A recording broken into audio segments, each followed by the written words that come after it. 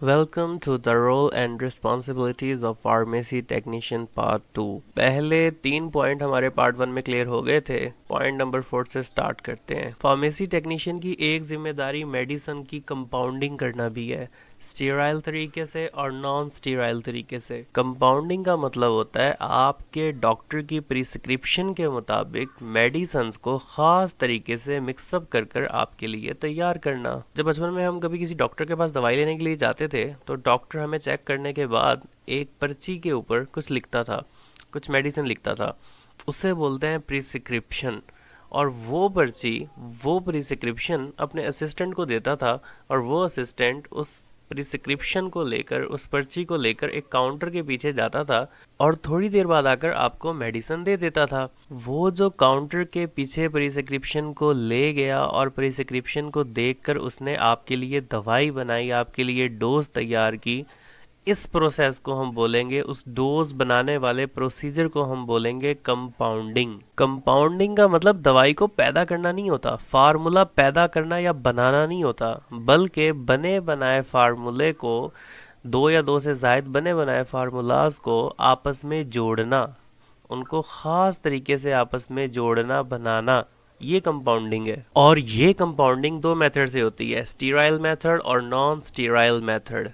Sterile method में हमें sterility का बहुत ज़्यादा ख्याल रखना पड़ता है। स्टेरिलिटी लव स्टेरिलाइजेशन से ही निकला है, जिसका मतलब है जरासीम से पाक। स्टीराइल कंपाउंडिंग में हमें एक ख़ास रूम चाहिए होता है जो कि जरासीम से पाक होता है, जिसे हम स्टीराइल रूम बोलते हैं। वहाँ पर ये कंपाउंडिंग की जाती है और की भी स्टेरिलाइजेशन के उसूलों के मुताबिक है। यहाँ तक कि जो बंदा स्टीराइल कंपाउंडिंग करता है वो एक ख़ास किस्म के कपड़े पहनता है जिसे हम स्टीराइल ड्रेस बोलते हैं, और जिस जगह पर वो कंपाउंडिंग करता है उस जगह को स्टीराइल प्लेस बोलते हैं, यानी वहाँ पर आम बंदा नहीं आ सकता, ओनली स्टीराइल पर्सन। और नॉन स्टीराइल कंपाउंडिंग में भी सफाई का तो ख्याल रखा जाता है दवाई को पैक करते हुए, तैयार करते हुए, लेकिन शदीद किस्म का ख्याल नहीं रखा जाता जैसे स्टीरिलाइजेशन वाले मेथड में रखा जाता है। अगला काम फार्मेसी टेक्नीशियन का है दवाइयों की डिस्पेंसिंग करना प्रिस्क्रिप्शन के मुताबिक।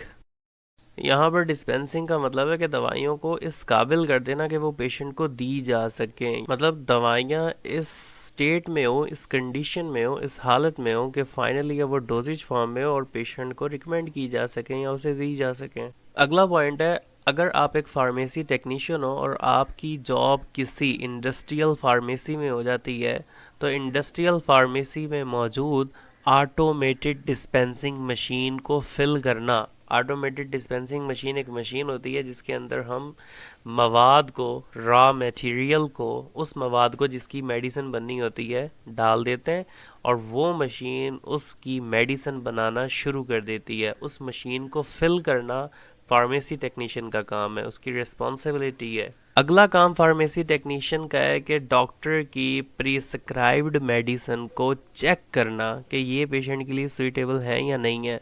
दवाई रिकमेंड करना ये डॉक्टर का काम है, चेक कर कर दवाई लिखना ये डॉक्टर का काम है। फार्मेसी टेक्नीशियन का काम जस्ट इंश्योर करना कि कहीं डॉक्टर से कोई मिस्टेक तो नहीं हो गई, क्या ये दवाई इस पेशेंट के लिए सूटेबल है भी या नहीं है, नुकसान तो नहीं दे देगी, जस्ट इंश्योर करना।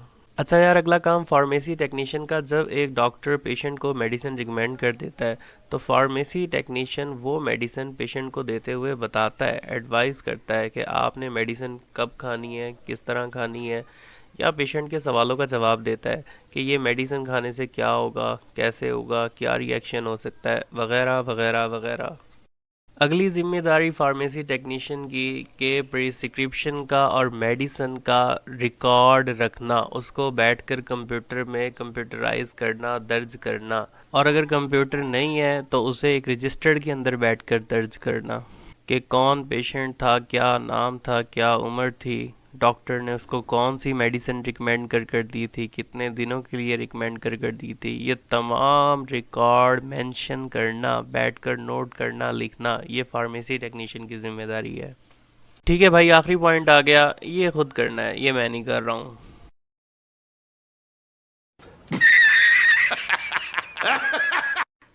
ठीक है यार, डिस्क्रिप्शन देख लेना, वहाँ पर आपको नोट्स, इन्फॉर्मेशन और बहुत कुछ देखने को मिल जाएगा, तो डिस्क्रिप्शन लाजमी देख लेना। इसी के साथ अल्लाह हाफिज़।